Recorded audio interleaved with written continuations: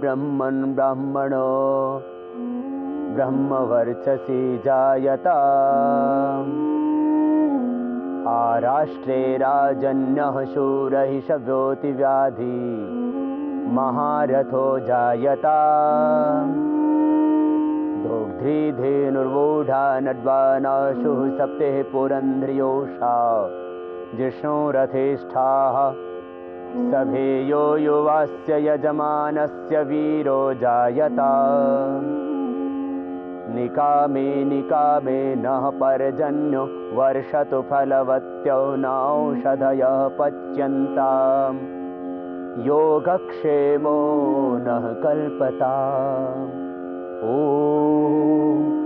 शान्ति शान्ति शांति।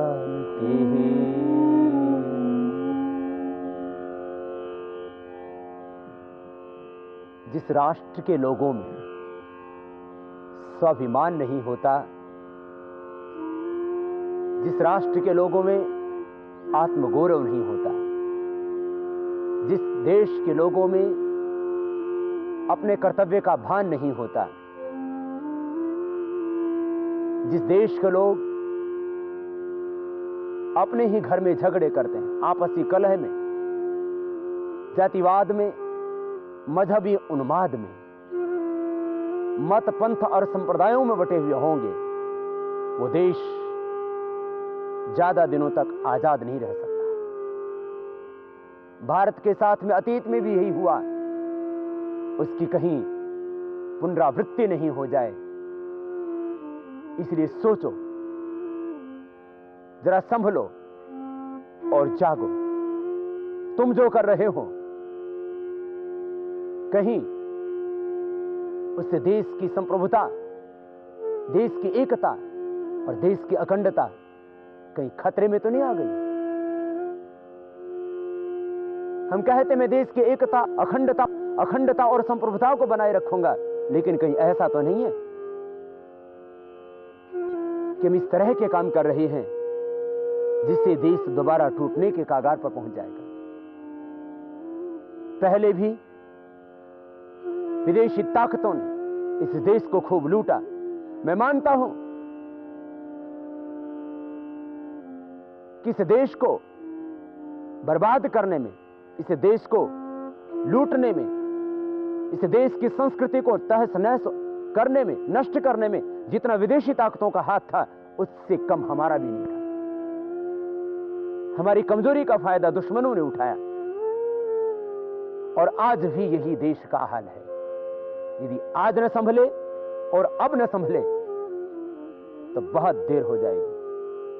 इसलिए भारतीयों, जागो, अपने राष्ट्र धर्म को पहचानो,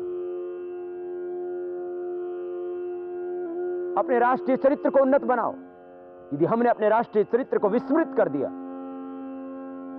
तो फिर कल बहुत देर हो जाएगी। आज हम अपने इतिहास पढ़ते हैं तो उन लोगों को हम याद करके गदगद हो जाते हैं। हमारा हृदय स्वाभिमान से, शौर्य और पराक्रम से भर जाता है जब हम शहीदों को याद करते हैं। लेकिन देश के वो गद्दार, देश के वो लोग जिन्होंने देश को बेचा,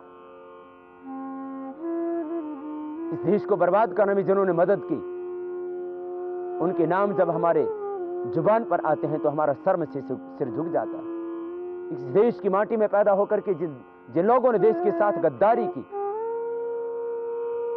उनको इतिहास कभी माफ नहीं कर पाएगा, कहीं भुला नहीं कर पाएगा। कहीं हम भी तो गलती नहीं कर रहे हैं। हम जाने अनजाने राष्ट्रद्रोह का काम तो नहीं कर रहे हैं। यदि आप जाने अनजाने कहीं कुछ ऐसा करने लग रहे हैं जिससे इस देश की आत्मा, इस देश का अस्तित्व, इस देश की गरिमा, इस देश का गौरव कहीं खतरे में पड़ सकता है, तो जरा सजग हो जाओ, कहीं आप गद्दार न कहलाएं।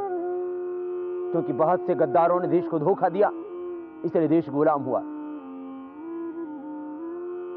हम सैकड़ों साल गुलाम रहे और वही गुलामी आज हमारे खून में इतनी समा गई है कि आज भी उदासता से हम मुक्ति नहीं पा सके।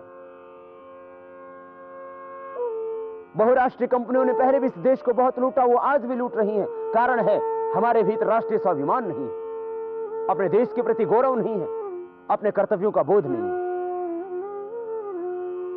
कोई मजहबी में उन्माद में धर्म के नाम पर लोगों को लड़ा रहे हैं, तो कोई धर्म के नाम पर भ्रम ही फैला रहे हैं। पहले भी इस जातिवाद ने देश को खूब बर्बाद किया। जब हिंदुस्तान के ही आपस के भाई भाई जाति उन्माद में, छुआछूत में, रूढ़िवादी प्रथाओं में, धर्म के नाम पर भ्रम में उलझे हुए थे, तब इसका फायदा पहले यवनों ने उठाया, मुगलों ने उठाया और उसके बाद अंग्रेजों ने उठाया। इस देश को लूटा और बर्बाद किया, और लोगों के स्वाभिमान को मिटाने के लिए, फिर यहां के लोगों की मनोदशा को परिवर्तित करने के लिए यहां की शिक्षा पद्धति को ही बदल डाला। लॉर्ड मैकाले ने इस देश का बहुत ज्यादा नुकसान किया, और आज तक वही शिक्षा, वही नीति हमारे देश में चली आ रही है। इससे हमारा राष्ट्रीय चरित्र बच न पाएगा। जातियों की झगड़ा, एक मनुष्य की जाति, लेकिन उसमें हमने जाति, उपजाति और फिर उसमें बना दी जनजाति, और जातियों के नाम पर दे दिया हमने आरक्षण। जातियों के नाम पर आरक्षण देने से मनुष्यों का भला नहीं हो सकता। इससे तो आपस में फिर उन्माद पैदा होगा, आक्रोश पैदा होगा, फिर झगड़े होंगे, एक दूसरे को मारेंगे और काटेंगे। सभी को अवसर मिलने चाहिए जिंदगी में विकास के, लेकिन इसका अर्थ यह नहीं हो सकता कि हम जातियों के नाम पर, हम धर्म के नाम पर आरक्षण देना शुरू कर दें। धर्म क्या है? धर्म तो जीवन मूल्य है, धर्म तो वो मर्यादाएं हैं, धर्म तो वो परंपराएं हैं जिनके ऊपर कोई भी घर, परिवार, राष्ट्र या समाज चलता है। बिना जीवन मूल्यों के, बिना नैतिक आदर्शों के, बिना परंपराओं के, बिना संस्कृति और संस्कारों के दुनिया का कोई देश आज तक जीवित नहीं रहा है।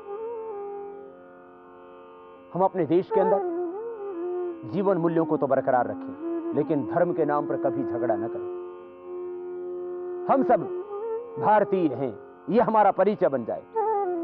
मैं भारतीय हूं, भारतीयता मेरी पहचान, राष्ट्र के प्रति दायित्व ही मेरा धर्म। मनुष्य मेरी जाति, बस ये बात आ जाए तो फिर ये सारे ही झगड़े खत्म हो जाए। मनुष्य मेरी जाति, न मैं यादव, न मैं गुर्जर, न मैं ब्राह्मण, न मैं राजपूत, मैं भारतीय हूं। मैं भारतीय होने के बाद ब्राह्मण हूं, मैं राजपूत हूं, मैं यादव हूं, मैं और कुछ हूं, लेकिन मेरा परिचय है, मैं भारतीय हूं। मनुष्य मेरी जाति है, भारतीयता मेरी पहचान, और देश के प्रति मेरे दायित्व ही मेरे धर्म। राष्ट्र धर्म से कोई बड़ा धर्म न माने। देश के प्रति मेरे दायित्व, नेशन के प्रति मेरी ड्यूटी। यदि मैं एक कर्मचारी हूं तो अपने कर्म के द्वारा राष्ट्र देव की आराधना करूंगा। यदि मैं एक व्यापारी हूं तो ऐसा व्यापार नहीं करूंगा जिससे देश का अहित होता हो। राष्ट्र हित को सर्वोपरि मान करके मैं व्यापार करूंगा। मैं तंबाकू का व्यापार नहीं करूंगा जिससे देश के लोगों की हत्या होती है, उनको कैंसर हो जाता है, वो अकाल मौत के मुंह में समा जाते हैं। लाखों लोग इस देश के अंदर हर वर्ष कैंसर के कारण से मर रहे हैं, और इसके लिए वो लोग भी जिम्मेदार हैं जो तंबाकू बेचते हैं, और वो स्वयं जिम्मेदार हैं जो तंबाकू खाते पीते हैं। तुम्हारा जन्म बहुत महान कार्य करने के लिए हुआ है, ये तंबाकू पीना, ये गुटखा खाना, ये शराब पीना, यही जिंदगी का मकसद नहीं है मेरे भाई। मैं कहता हूं जो तंबाकू खाते हैं, जो शराब पीते हैं, वो राष्ट्रभक्त नहीं है, क्योंकि देश के लिए काम नहीं कर रहे हैं। वो तो मद में झूल रहे हैं, वो नशे में झूल रहे हैं। तुम कुछ ऐसा करो जिससे इस देश की गरिमा बढ़े, देश का गौरव बढ़े, देश का सम्मान बढ़े, मातृभूमि का सम्मान बढ़े। तुम शराब और तंबाकू के व्यापारी हो तो तुम दूसरों को जिंदगी नहीं देते, तुम दूसरों को मौत देते हो। आखिर मौत देने वाला व्यक्ति राष्ट्र का हित चिंतक कैसे कहला सकता है? जरा सोचना और विचार करना। और यदि तुम्हारी कॉन्शियस इस बात के लिए तुम्हें अलाउ करी कि तुम शराब बेचो तो तुम बेच लेना, लेकिन तुम्हारी कॉन्शियस, तुम्हारी आत्मा कभी भी इस चीज को, तुम्हारी चेतना स्वीकार ही नहीं कर सकती।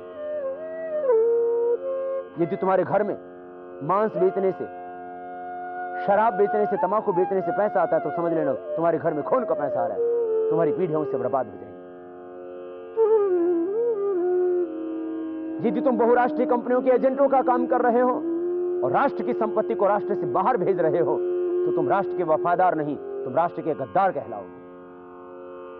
क्योंकि देश का धन, देश की संपत्ति, देश का वैभव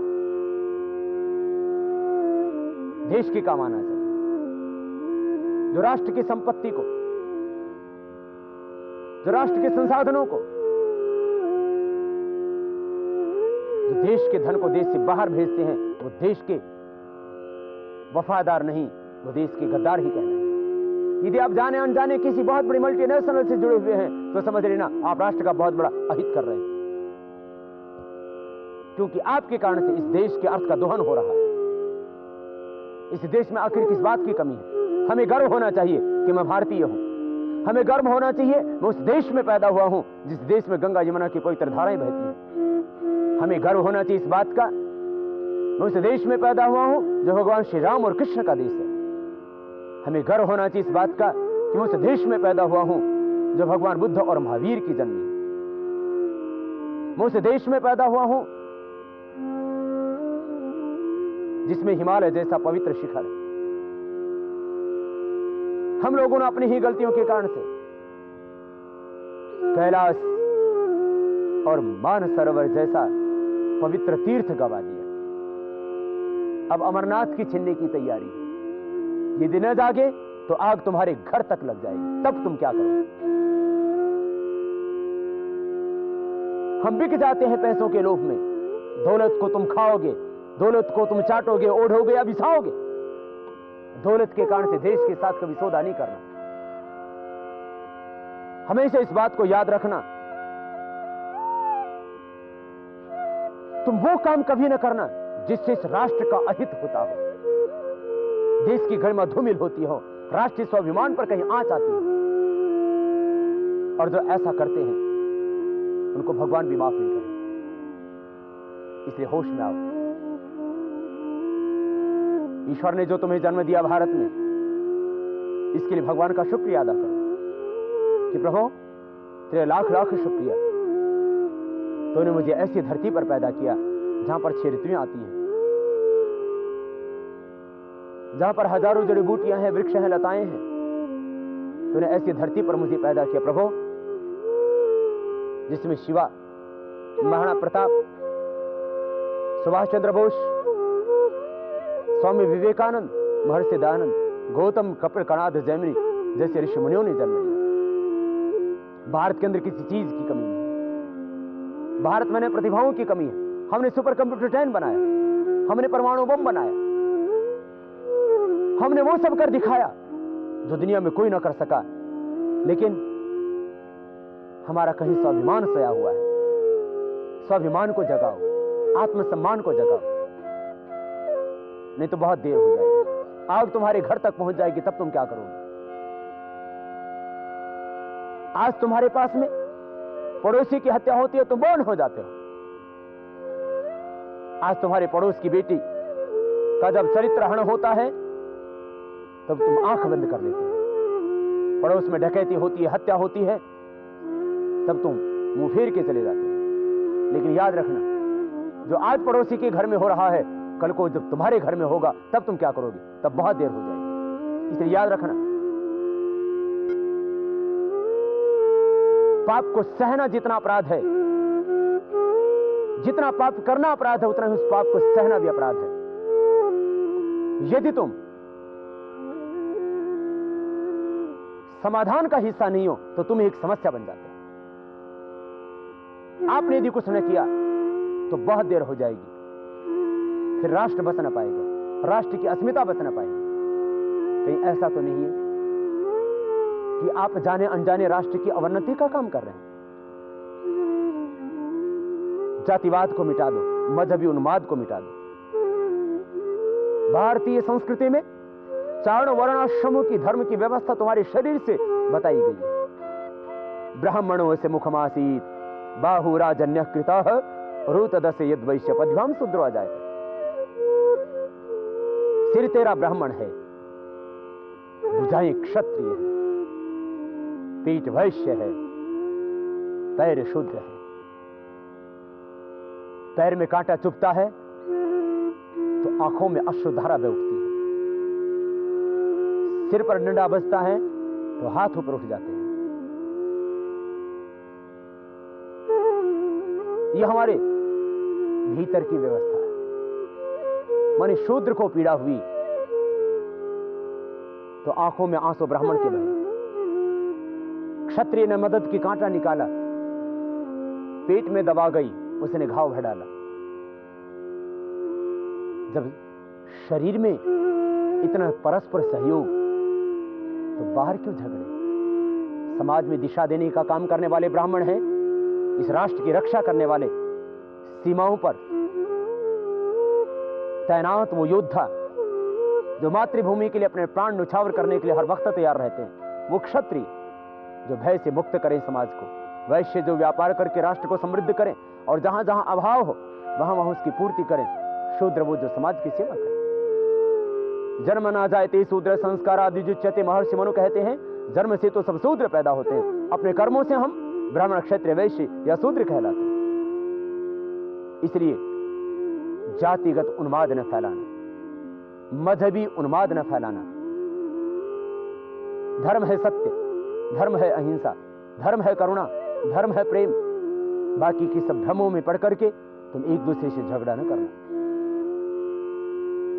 आज धर्म के नाम पर भ्रम फैल गया, किसी के ऊपर शनि चढ़ गया, किसी पर केतु, किसी पर राहु। याद रखना, इसी अंधविश्वास ने इस देश को गुलाम बनाया। ग्रह किसी पर नहीं चढ़ते, दिशाएं सब पवित्र हैं, हवाएं सब पवित्र हैं, सारी धरती के कण कण में भगवान है। इसलिए तुम भ्रम में न जीना, तुम हमेशा खुद पर और खुदा पर विश्वास करना, ईश्वर पर विश्वास करना, तो भी जिंदगी में कभी धोखा नहीं होगा और दुनिया की कोई आसुरी ताकत तुम्हारा कुछ भी न बिगाड़ पाएगी। यहां हमने वास्तव में दोष ढूंढ लिए, दिनों में दोष ढूंढ लिए, हमने अपशकुन ढूंढ लिए। बोले बिल्ली रास्ता काट गई, मुझे आगे नहीं जाना। अरे कोई शेर आ गया था रास्ते में, क्यों भयभीत हो गया? छींक आ गई, छींक आ गई तो कोई कैंसर हो गया था, क्यों तू खड़ा हो गया? तो चल अपना काम कर। हर पल ऊर्जा से भरे रहो, आत्मविश्वास से भरे रहो, लक्ष्य की ओर आगे बढ़ते रहो, ईश्वर पर विश्वास रखो, दुनिया की किसी ताकत से न डरो। बड़ी से बड़ी साम्राज्यशाली ताकतों को तुम परास्त कर पाओगे, बस तुम्हारे मन का विश्वास कमजोर नहीं होना चाहिए। ईश्वर पर विश्वास रखो, प्रभु से डरो, दुनियावी ताकतों से कभी भयभीत नहीं होना। तुम दिनों में शुभ शुभ ढूंढने लगते हो, तुम ग्रहों से डरने लगते हो। यह सत्य है कि भारत का ज्योतिष, भारत का ध्यात्म और वेदों का वास्तु भी विज्ञान सम्मत है, लेकिन इतना ही सत्य यह भी है कि यहां पर ज्योतिष और वास्तु के नाम पर बहुत ज्यादा भ्रम भी है। यहां जन्मपत्री मिलाते हैं, कर्मपत्री नहीं मिलाते, स्वभाव नहीं मिलाते। यहां विवाह में वर वधू के, लड़का लड़की के संस्कार मिलाने चाहिए, लेकिन यहां पर पैसों के नाम पर शादियां हो जाती, दहेज के लोभी मानवता को भुला रहे हैं, भ्रूण हत्याएं हो रही हैं। सीता और सावित्री का हनन मां के पेट में ही हो रहा है। जिस देश के अंदर मातृशक्ति को पूजा जाता था, भगवान के नाम का स्मरण करने के लिए भी राम से पहले सीता को याद किया जाता था, सीताराम। नारायण से पहले लक्ष्मी को याद किया जाता था, लक्ष्मी नारायण। उस देश के अंदर आज एक मां अपनी बेटी को गर्भ में ही मार देती है। दहेज के कारण से भ्रूण हत्याएं हो रही हैं, दोनों ही अपराधी। इसलिए होश में आओ हिंदुस्तान के लोग, क्या कर रहे हो तुम, कहां जी रहे हो तुम? भगवानों को बंधक बना के रख दिया है, अलग अलग बाड़े बना दिए। भगवान श्री राम, योगेश्वर भगवान श्री कृष्ण, भगवान महावीर पूरी दुनिया के लिए एक आदर्श है। भगवान महावीर का अहिंसा, सत्य और अपरिग्रह का उपदेश, भगवान श्री राम का तप त्याग का जीवन, उनकी मातृभक्ति, उनकी राष्ट्रभक्ति, हर एक भारतीय ही का नहीं पूरे विश्व के लोगों का मार्गदर्शन करती है।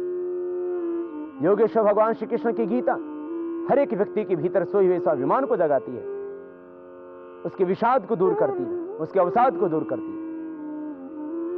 इसलिए शहीदों को हमने बांट दिया, ये न बांटो। शहीदों को हमने बांट दिया, भगवानों को हमने बांट दिया। भगवानों को मंदिरों में बंधक बना के रख दिया और शहीदों को भी जातियों में बांट दिया। शहीदों को ना बांटो, भगवानों को ना बांटो। धर्म को पहचानो, अपने कर्म को पहचानो। धर्म के बाह्य आवरणों को, धर्म का चिन्ह न जानो। तुम कितना बड़ा तिलक लगाते हो, तुम कितनी बड़ी माला पहनते हो, तुम कितनी बार मंदिर में जाते हो, इन सबसे ज्यादा जरूरी यह है कि जो ईश्वर ने तुम्हें दायित्व है उसको कितना अच्छा निभाते हो। तुम पहनना तिलक, तुम पहनना माला, तुम लगाना तिलक, तुम जाना मंदिर में, तुम पढ़ना नमाज, तुम करना गीता का पाठ, तुम करना वेदों का पाठ, लेकिन इन सबसे पहले वो भी कर लेना जो ईश्वर ने तुम्हें दायित्व दिया। इस देश के प्रति अपने कर्तव्य उनको भी निभाना।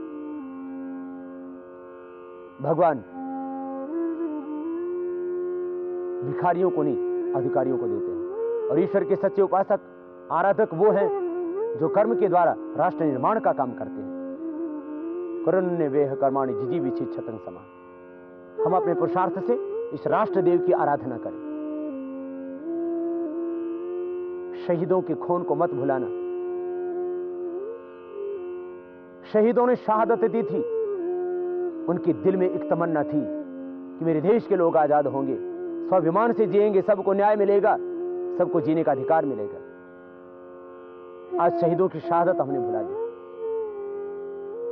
होना चाहिए था इस देश के अंदर वो फांसी का फंदा जिस पर राजगुरु भगत सिंह, राम प्रसाद बिस्मिल जैसे वो अमर शहीद हंसते मुस्कुराते भी झूम गए थे। लेकिन दुर्भाग्य से इस देश के अंदर तमाम ऐतिहासिक चीजें मिल जाएंगी। आजादी के काल का चरखा भी मिल जाएगा, सूत भी मिल जाएगा।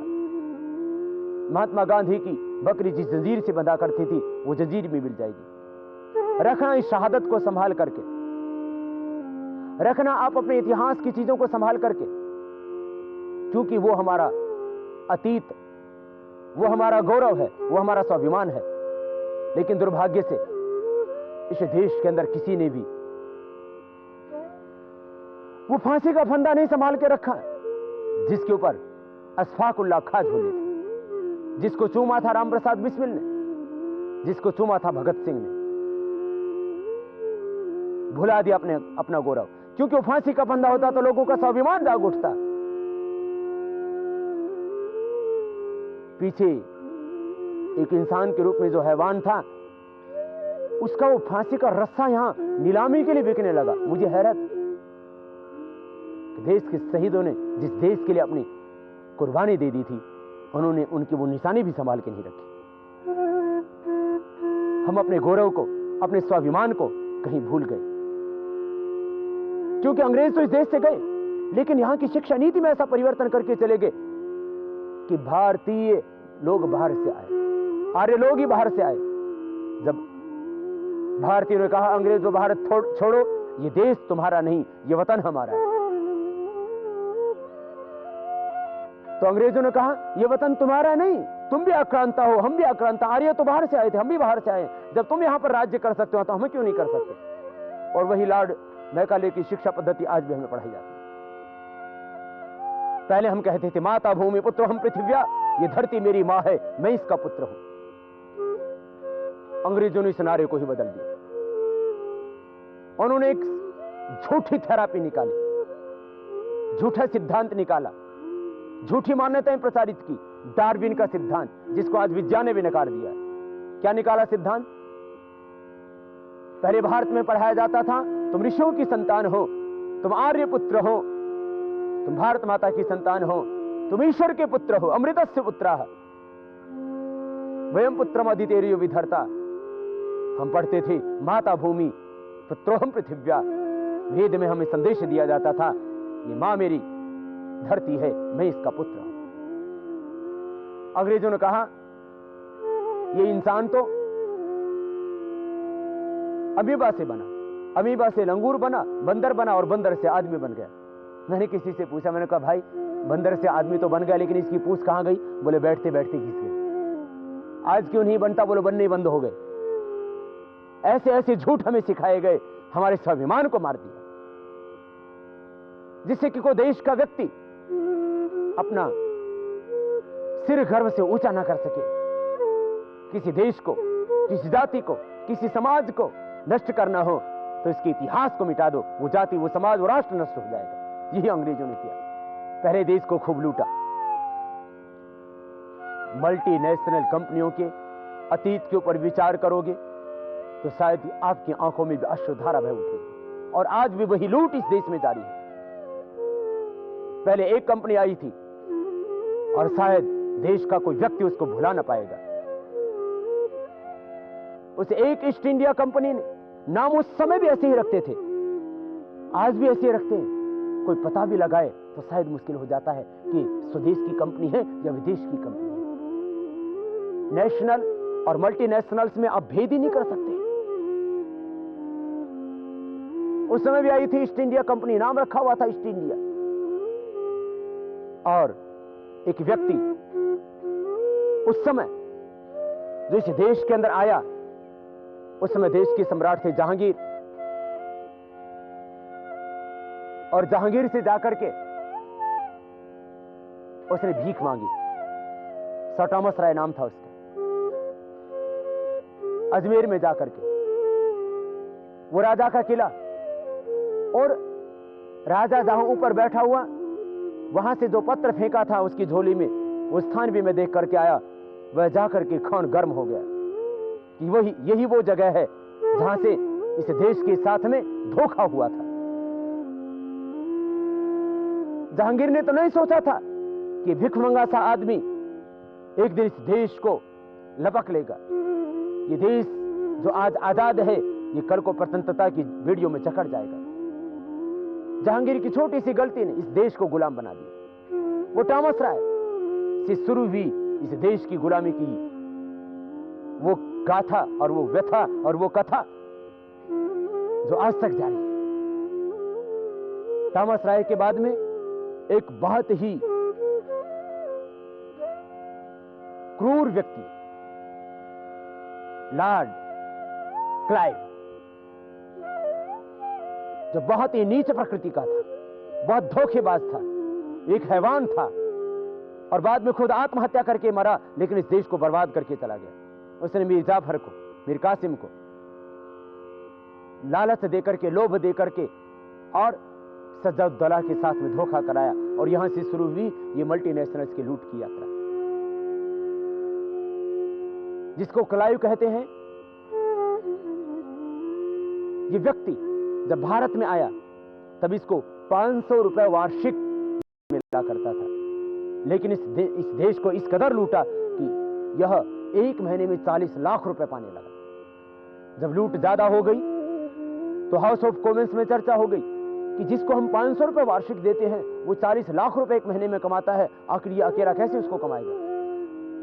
और हाउस ऑफ कॉमन्स के साक्ष्य इस बात के प्रमाण है, वहां का रिकॉर्ड इस बात का प्रमाण है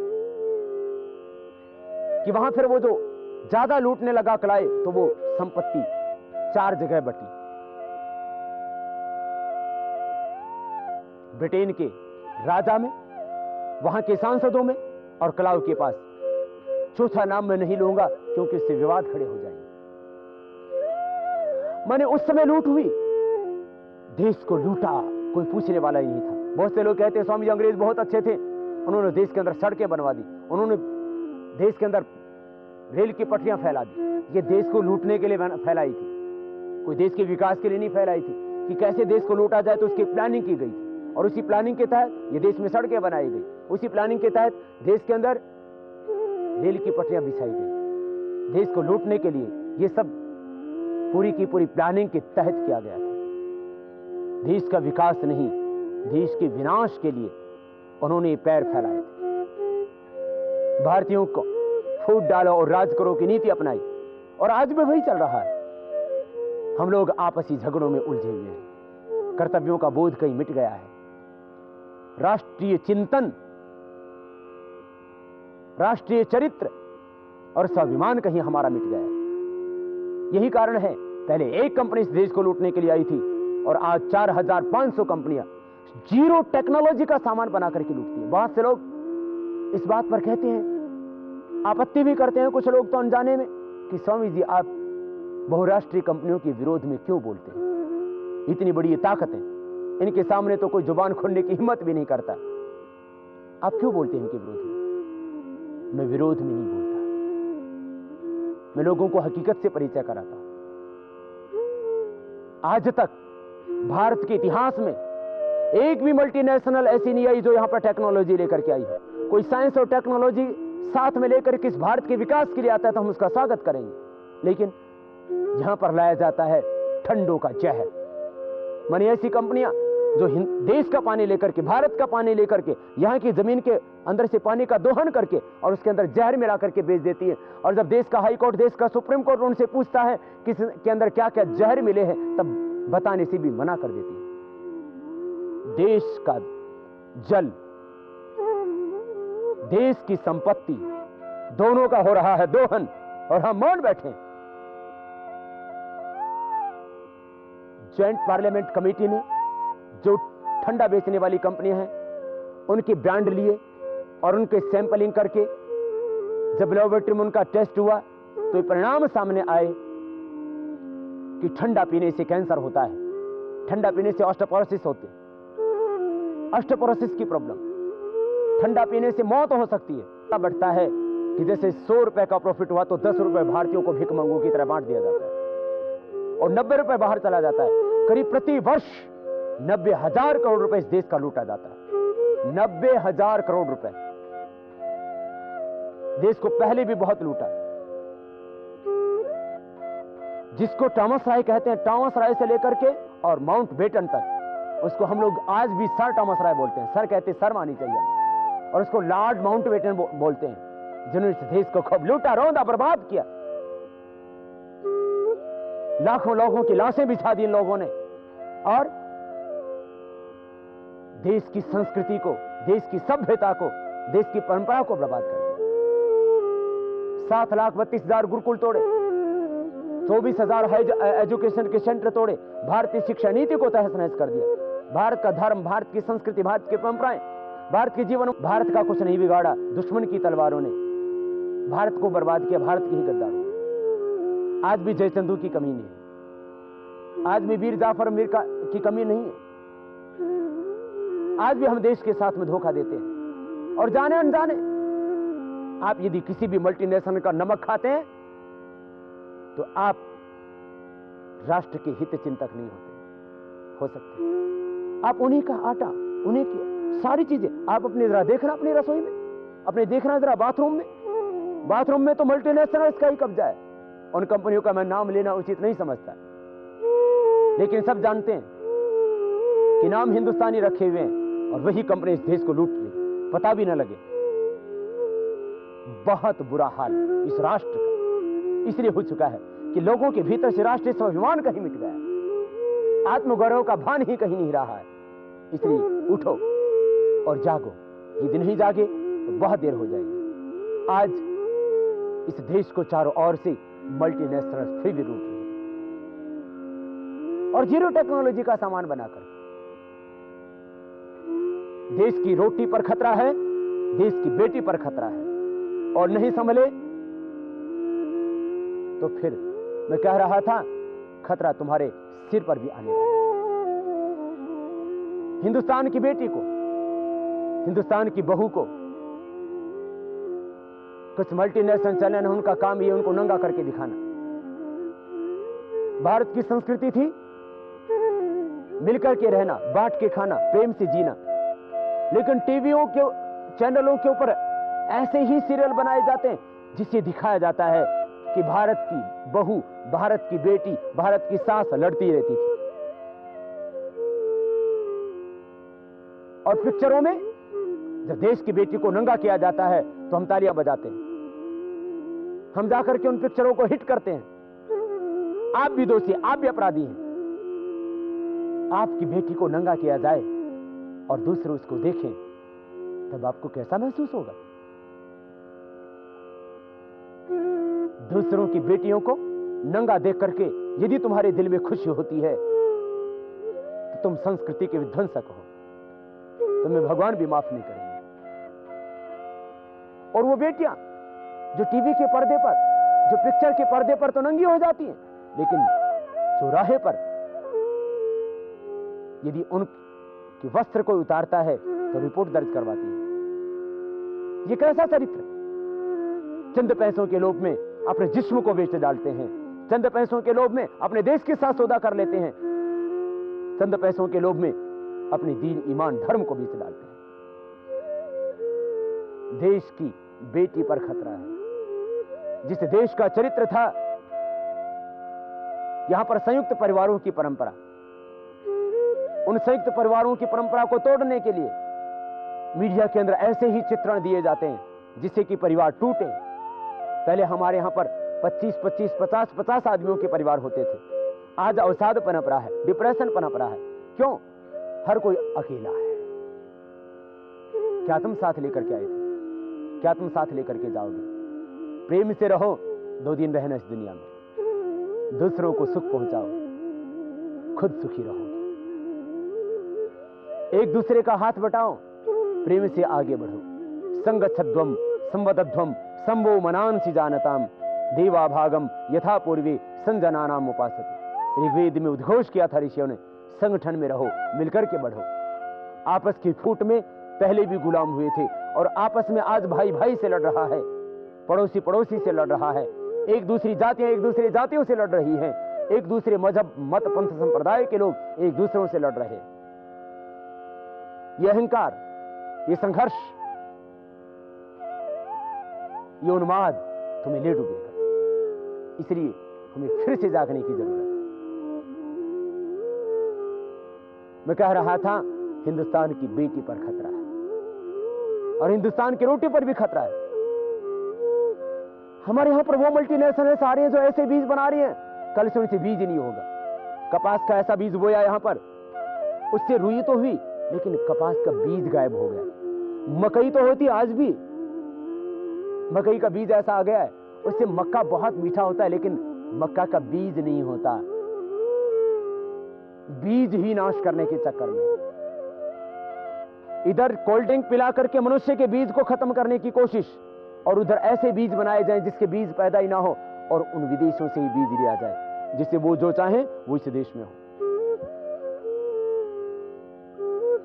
हिंदुस्तान की कृषि खतरे में, हिंदुस्तान का खेत खतरे में, हिंदुस्तान की रसोई खतरे में, हिंदुस्तान का आहार विचार सब कुछ बदल डाला। ये पिज्जा, ये बर्गर, ये ब्रेड, ये संस्कृति नहीं थी। 400 रुपए का पिज्जा, देश के बच्चे भूखे मर रहे हैं, भूखे ही सो जाते हैं। पूरी दुनिया के अंदर ये उपभोक्तावादी संस्कृति, ये साम्राज्यवादी ताकत इतनी हावी हो गई, करीब 36,000 बच्चे रोज भूख के कारण से मर जाते हैं। और ये ग्लोबलाइजेशन और ग्लोबलाइजेशन के नाम पर विश्व के विकास नहीं, विनाश की संरचना कुछ लोग बैठ करके रचते हैं। बहुत बड़ा दवाओं और हथियारों का व्यापार, जो एक आदमी की जीवन की मूलभूत समस्या, किसको कोई व्याधि हो जाए तो उसका उपचार तो कर पाए, लेकिन उपचार इतना महंगा, दवाइयां इतनी महंगी, उनकी यदि मैं लिस्ट आपके सामने रख दूं तो शायद आपको घृणा हो जाए मेडिकल साइंस से, कि एक दवाई के ऊपर 500 गुना, 1000 गुना प्रॉफिट नहीं, 4,000 गुना प्रॉफिट कमाया जाता है। इतना बुरा हाल। 1 रुपए की दवा 20 रुपए में बेची जाती है, 1 रुपए की दवा 40 रुपए में बेची जाती है। एक गरीब आदमी तरफ तरफ के मर जाता है। दवाओं के नाम पर लूट, हथियारों के नाम पर लूट, चटनी अचार बना करके, ब्रेड बना करके उनके नाम पर लूट। भारतीय वेशभूषा, भारतीय खान पान, भारतीय संस्कृति, भारतीय विचार, भारतीय जीवन शैली, भारतीय भाषा, इनके प्रति हमें स्वाभिमान होना चाहिए। जिसको मां का सम्मान नहीं होता, जिसके हृदय में मां के प्रति, मातृभूमि के प्रति और मातृभाषा के प्रति सम्मान नहीं होता, राष्ट्रभक्त नहीं कहला सकता।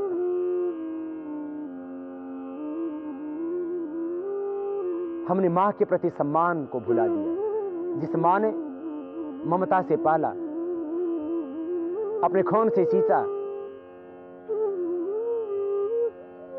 प्यार से अपने स्तनों का दूध पिलाया कि मेरा पूत बड़ा होकर के भारत माता का और अपनी मां का सम्मान बढ़ाएगा, आज क्या हो गया उस पूत को? मां का सम्मान भूल गए, मातृभूमि का सम्मान भूल गए, राष्ट्र के प्रति गौरव और स्वाभिमान कहीं मिट गया और मातृभाषा के प्रति सम्मान रहा ही नहीं। तुम पढ़ना अंग्रेजी, तुम पढ़ना और दूसरी भाषाएं, लेकिन अपनी भाषा के प्रति तो तुम्हें तुम्हारे भीतर स्वाभिमान होना ही चाहिए।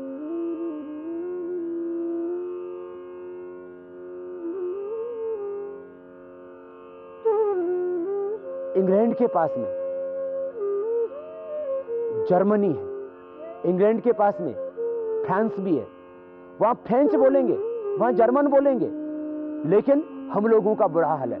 हम हजारों मील दूर रह करके भी उन्हीं की भाषा बोलने में गौरव और स्वाभिमान महसूस करते हैं। परिवार में भी बच्चों से वही बोलेंगे।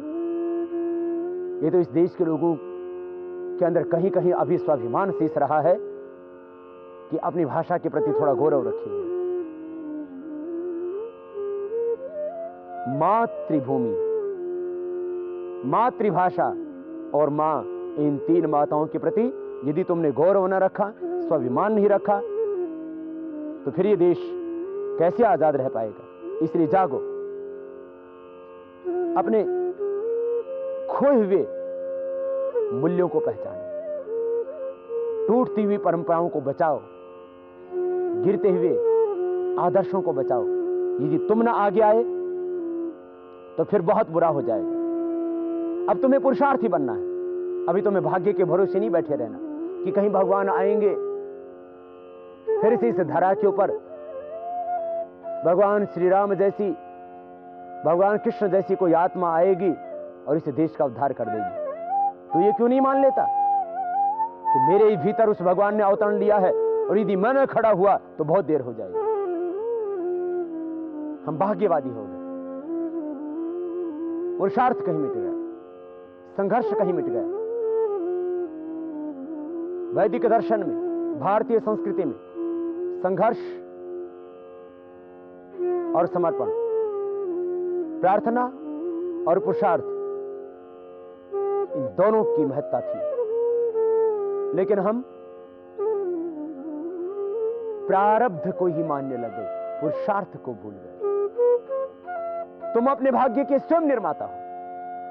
तुम अपने पुरुषार्थ से अपनी किस्मत बदल सकते हो। अपनी ही किस्मत नहीं, तुम भारत का भाग्योदय कर सकते हो। तुम अपने सुख दुख के स्वयं कारण हो। और आज देश जिन हालातों में है उसके भी तुम भी जिम्मेदार हो, क्योंकि तुम भी इस देश में रहते हो, मैं भी इस देश में रहता हूं। मैं इस देश के लिए इसलिए कहता हूं क्योंकि देश मेरा है। मैं कहता हूं कि मैं सन्यासी होने से पहले मैं एक भारतीय हूं, इसलिए मेरे सन्यास धर्म से पहले मेरा राष्ट्र धर्म पहले आता है। देश के प्रति मैं अपने दायित्वों को निभाऊं, उसके बाद में मैं अपने सन्यास धर्म का आचरण करूं। भारत की परंपरा में सन्यासी के लिए विश्व कल्याण की बात की जाती है, लेकिन विश्व कल्याण करने से पहले भारत के सन्यासी को यह भी सोचना पड़ेगा कि मैं अपने देश का कल्याण करूं। इसी तरह से भारत के हर नागरिक को सोचना पड़ेगा कि मैं अपने व्यक्तिगत हितों से पहले अपने राष्ट्र के हित का ध्यान रखूं। भाग्यवादी बनने से काम नहीं चलेगा, पुरुषार्थवादी बनना पड़ेगा। तुम अपने परिश्रम से, अपनी मेहनत से, अपने पुरुषार्थ से, अपने कर्म की शक्ति से तुम देश की तकदीर बदल सकते हो, इस भारत की तस्वीर बदल सकते हो। तुम्हारे भीतर इतना अदम्य साहस है, इसलिए उत्तिष्ठत जाग्रत प्राप्य वरण निबोधता, उठो जागो, स्वाभिमान के साथ इस देश को बदल सकते हो तुम। अब आलसी बन करके न पड़ो, अप्रमादी न रहो, कर्म करो, राष्ट्रीय संपत्ति का कहीं नुकसान न करना, कहीं हड़ताल न करना। जापानियों की तरह अब तुम्हारे भीतर स्वाभिमान होना चाहिए। हम बात बात में हड़ताल कर देते, बात बात में सड़क पे खड़े हो जाते हैं। हम छोटी सी बात होती है राष्ट्रीय संपत्तियों को नुकसान करने लग जाते हैं, कहीं रेल जला देते हैं, कहीं बस जला देते हैं, कि ऑफिसों में तोड़फोड़ शुरू कर देते हैं। हम हड़तालों पर बैठ जाते हैं। ये ठीक है कि शोषण नहीं होना चाहिए किसी का भी, लेकिन उतना ही सत्य यह भी है कि कर्म न करना भी उतना ही अपराध है जितना कि किसी का शोषण करना। इसलिए सबको समझ से आगे बढ़ना पड़ेगा, तब समस्याओं का समाधान। हम सब परिस्थितियों को अच्छा बनाएं, सब वातावरण को अच्छा बनाएं, और सबसे पहली बात है अपने पुरुषार्थ को जगाएं। यहां हर आदमी बोले मेरी किस्मत तो खराब है, तो फिर वो पहुंच जाता है किसी रत्नों वालों के पास, वो उसको पहना देता है पत्थर, बोले तू नीलम पहन ले, तू पुखराज पहन ले, तू हीरा पहन ले, तेरी किस्मत बदल जाएगी, तेरी किस्मत चमक जाएगी। याद रखो, भाग्य पत्थरों से नहीं पुरुषार्थ से बदलता है।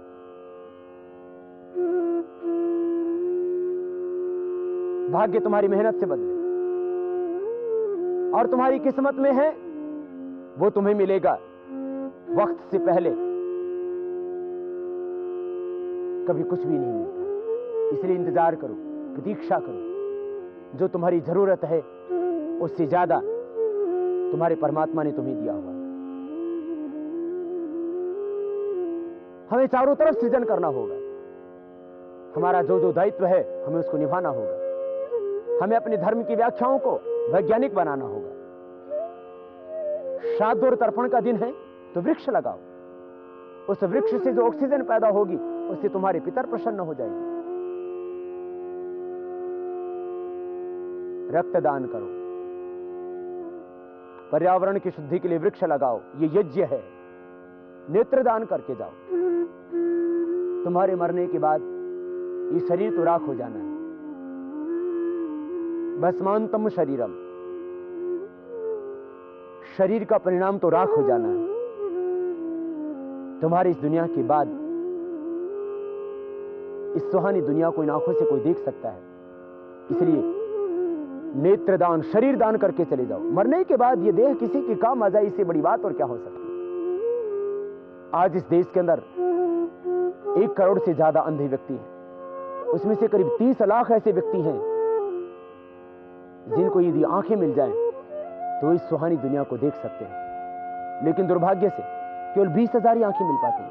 इसलिए चोरी होती है, आंखें, किडनी की चोरी होती है, आंखों की चोरी होती है,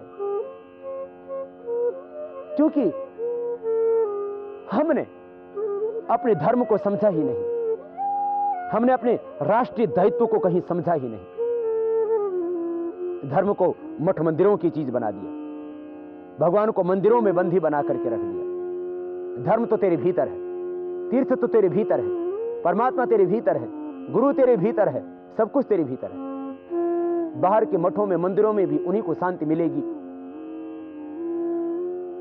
जिनका मन शांत है। बाहर भगवान मंदिर में उनको दिखेंगे जिनको भीतर से भगवान मिल गया, जिनको दिव्य दृष्टि मिल गई। इसलिए पहचानो अपने धर्म को, पहचानो अपने कर्म को, पहचानो अपनी प्रतिभा को। अब तो जगा दो अपने भीतर की शक्तियां। अब दूसरों पर आश्रित न रहो। हम हर बात के लिए विदेशियों का मुंह ताकते रहते हैं। हिंदुस्तान में कोई बड़ा सा पुल बन जाए, बोलिए किससे बना? बोलिए मल्टीनेशनल्स की मदद से बना। हिंदुस्तान में कोई बड़ी सी सड़क बन जाए, बोलिए किसके सहयोग से बनी? बोलिए मल्टीनेशनल के सहयोग से बनी। एक बहुत बड़ा पार्क देखा मैंने दिल्ली में। बोले किसकी मदद से बना? बोले विदेशियों की मदद से बना। जब कोई बड़ा निर्माण का काम हो तो बोले मल्टीनेशनल्स ने किया, और कहीं बम विस्फोट हो जाए तो बोले विदेशी ताकतों का हाथ है। तुम्हारा क्या काम है? तुम किस लिए जीते हो यहां? तुम क्या करते हो यहां पर? और ये मल्टीनेशनल्स कहीं ये रास्ते आदि भी बनाती हैं, पुल आदि भी बनाती हैं, उससे और कई 100 गुना पैसा लेकर के जाती हैं। आज तक किसी भी मल्टीनेशनल ने राष्ट्र के निर्माण का, सृजन का कोई भी काम किया हो तो बताओ। कोई भी ठंडा बेचने वाली कंपनी, कोई भी दवा बेचने वाली कंपनी, कोई भी नमक मिर्च मसाले बेचने वाली कंपनी, साबुन और तेल बेचने वाली, क्रीम और पाउडर बेचने वाली कंपनी, किसी ने भी देश के अंदर कोई बहुत बड़ा शिक्षा संस्थान बनाया हो जहां गरीबों को शिक्षा दी जाती हो, कोई बहुत बड़ा चिकित्सा संस्थान बनाया हो जहां पर गरीबों को मुफ्त इलाज किया जाता हो। अपने देश के लोग यदि समृद्ध होते हैं तो उनकी संपत्ति देश के काम आती है। अपने देश के लोगों का वैभव बढ़ता है तो देश में ही रहता है। लेकिन इस देश के अंदर भी इतनी गद्दार है। अंग्रेजी गुलामी के समय इस देश की अचल संपत्ति खूब लूटी गई, और कुछ संपत्तियां तो ऐसी थी जो हमारी सांस्कृतिक धरोहर थी, उनको लूट करके ही लेकर चले गए। जैसे इस देश के अंदर हीरे थे, जवाहरात थे, सोना था, चांदी थी। आज भी इंग्लैंड, हॉलैंड, पुर्तगाल आदि देशों के अंदर इस देश की करीब 50 लाख करोड़ की संपत्ति वहां के म्यूजियम्स में, वहां के आर्काइव्स में संग्रह करके रखी हुई है। और आज तक इस देश ने, इस भारत माता ने शायद कोई ऐसा स्वाभिमानी पुत्र नहीं जन्मा जो इंटरनेशनल कोर्ट ऑफ जस्टिस के अंदर जाकर के मुकदमा करे कि हमारी भारत की संपत्ति हमें दे दो, ये तो हमारा अधिकार है, हमारा राइट है, किसी से भीख नहीं मांग रहे हम। लेकिन वो भी ना मांग सके। और इस देश के अंदर कुछ ऐसे गद्दार लोग हैं, ऐसे राष्ट्रद्रोही लोग जिन्होंने देश की दौलत को लूटा, और देश की आजादी के बाद इस देश का करीब 40 लाख करोड़ रुपए स्विस बैंकों में जमा कर दिए। केंद्रीय प्रवर्तन निदेशालय और केंद्रीय सतर्कता आयोग, इन दोनों की रिपोर्ट यह बताती है, क्योंकि हर एक देश का स्विस बैंक में जो पैसा जमा होता है तो वहां का एक कोड नंबर होता है कि किस देश के पैसा कितना आया अपनी कंट्री के अंदर। तो स्विस बैंक के रिकॉर्ड इस बात को बताते हैं कि इस देश के कुछ राष्ट्रद्रोही लोगों का आजादी के बाद, आजादी से पहले जो देश को लूटा गया उसकी बात अलग है, आजादी के बाद की करीब 40 लाख करोड़ रुपए सेंट्रल विजिलेंस कमीशन और इन्फोर्समेंट डायरेक्टरेट, इन दोनों के आंकड़े इस बात को बताते हैं कि देश की दौलत वहां पड़ी, और देश की मुद्रा का, देश के रुपए का अवमूल्यन हम करते गए। देश जब आजाद हुआ था उस समय रुपए, डॉलर, पाउंड तीनों बराबर थे, लेकिन आज डॉलर की, पाउंड की कीमत ऊंची। दुर्भाग्य हमारा, यदि हमारा ही पैसा वापस आज भी आ जाए तो आज ही एक दिन में इस देश का रुपए डॉलर और पाउंड से ऊंचा हो सकता है।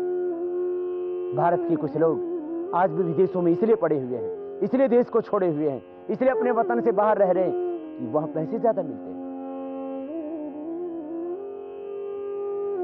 वो दिन दूर नहीं जब मैं देखता हूं, जिस दिन लोगों का स्वाभिमान जाग जाएगा उस दिन देश का रुपया डॉलर पाउंड से ऊंचा हो जाएगा। लेकिन इसके लिए आपके भीतर एक साहस होना चाहिए, एक पुरुषार्थ होना चाहिए। आज हम जड़ हो गए, उठने का नाम ही नहीं लेते। जो देश कभी चरित्र की पूजा किया करता था आज वो चित्रों की पूजा में उलझ के रह गया। जो देश कभी व्यक्तित्व की पूजा किया करता था वो व्यक्ति पूजा पर केंद्रित हो गया। बहुत से लोग मुझसे भी कहते, बोले स्वामी जी हम आपके बड़े भक्त हैं। मैंने कहा क्या करते हो? बोले आपकी आरती उतारते हैं और आपका चित्र हमने घर में लगाया हुआ दीवार पर, उस पर रोज माला पहनाते हैं। मैंने कहा अपने माँ बाप को पहनाते हैं? बोले नहीं। मैंने कहा क्यों? बोले जीवित है। मैंने कहा मैं मर गया था। इस देश के अंदर इतनी जड़ता आ गई, जो चैतन्य की उपासना किया करते थे वो पूरे जड़ हो गए। चित्रों से तो चरित्र का आभास होना चाहिए। उपास्य की उपासना करते करते उपासक के अंदर वो गुण आ जाने चाहिए कि वो वैसा ही हो जाए, लेकिन ऐसा हो नहीं पा रहा है। आओ हम सब जड़ता छोड़ें, दासता की बेड़ियों को अब तोड़ें, अपने आलस्य और प्रमाद को छोड़ें, अपने पुरुषार्थ से, अपने संघर्ष से इस देश की तस्वीर और इस देश की तकदीर बदल डालें। सुबह प्राणायाम करो, थोड़ा ध्यान करो, इससे आपका मन शांत होगा। आप आत्मदेव से जुड़ोगे, फिर राष्ट्रदेव से भी जुड़ते जाओगे। ईश्वर भक्त बनोगे तो फिर तुम राष्ट्र भक्त भी बन जाओगे। आत्म जागरण भी होगा, फिर राष्ट्र जागरण भी हो जाएगा। फिर ये देश वो पुराना देश बन जाएगा। फिर मल्टीनेशनल कंपनी इस देश को लूट नहीं पाएंगी। फिर आप अपने पुरुषार्थ से इस देश को विश्व की महाशक्ति बना देंगे। फिर हमें यूएनओ का सदस्य बनने के लिए दूसरों के सामने हाथ नहीं जोड़ने पड़ेंगे। हमारे भीतर इतनी ताकत होनी चाहिए कि दूसरे स्वयं एहसास कर लें कि हम कौन। हम सबकी सोई हुई आत्मा जागे, हम सबकी आत्मशक्ति जागे, हम सबकी राष्ट्र भक्ति जागे। इसलिए मैं आपको योग सिखाता हूं, आपकी सोई हुई शक्तियों को जगाता हूं। जो भारत के मनीषी करोड़ों वर्षों से तुम्हारी आत्मा को जगाते आए थे, वही पाठ में दोबारा तुम्हें पढ़ाता हूं। आओ हम सब मिलकर के खड़े हो जाएं और दोबारा से वंदे मातरम का उद्घोष करें। दोबारा से इस भारत की खोई हुई आन को और शान को बढ़ाएं। भारत की पुराने वैभव को फिर से लौटाएं। स्वस्थ भारत, समृद्ध भारत, आध्यात्मिक भारत और विकसित भारत का निर्माण आपको और हमें मिलकर के करना, अपने पुरुषार्थ से। ईश्वर हम सबको ऐसी शक्ति दे, ऐसी ऊर्जा दे, ऐसी भक्ति दे, ऐसा साहस दे, ऐसा बल दे, जिससे राम और कृष्ण की आत्माएं हम फिर से जाग जाएं। हम फिर से इस देश को ऋषियों का देश बनाएं। फिर से इस देश के अंदर उन खोए हुए मूल्यों को स्थापित कर दें।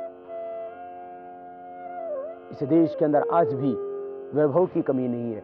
ये भारत माता, तेरा वैभव हम फिर से अमर कर दें। राष्ट्रदेव की आराधना, राष्ट्र धर्म की पालना हमारे जीवन का लक्ष्य बन जाए।